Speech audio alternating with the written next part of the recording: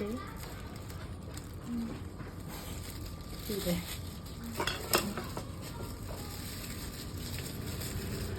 Sit up.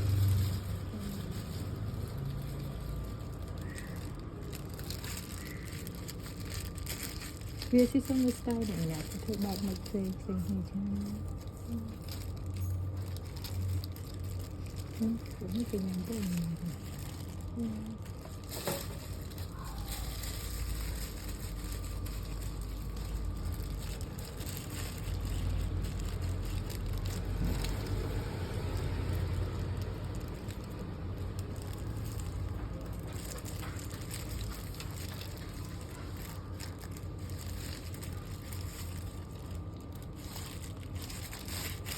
Nên là mấy cái việc bạn tập trung mà bọn thế đấy mình khổng đấy chứ mình hắn có công nghệ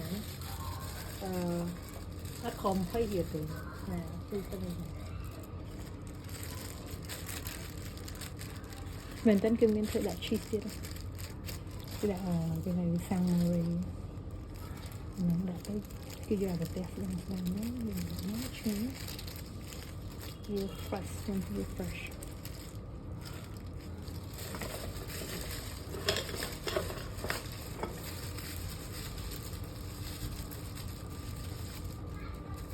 Cho thấy cái nhang trên tới hơi nhiều cái pin màu rất nhâm thấy cái pin tại vì sạc nhâm mà rất trong đường cái lỗ trên nhang còn nếu nhắm che nhất vật đạn mùi tập sẽ yêu ở em tí máu đi mùi mai gần này nó nhắm tới che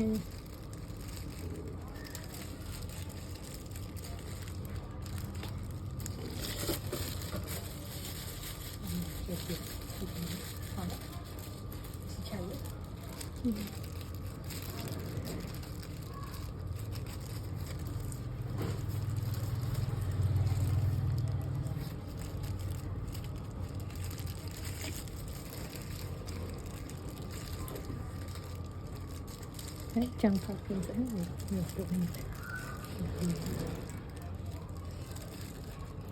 chắc thật lại hồng cho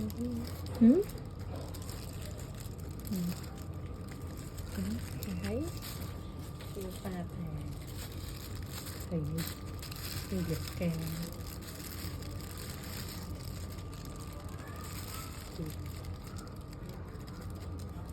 cái đồ kia dịch nó chết được bài nào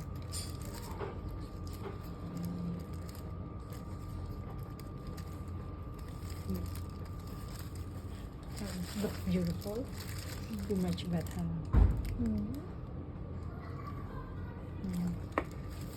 Okay, done.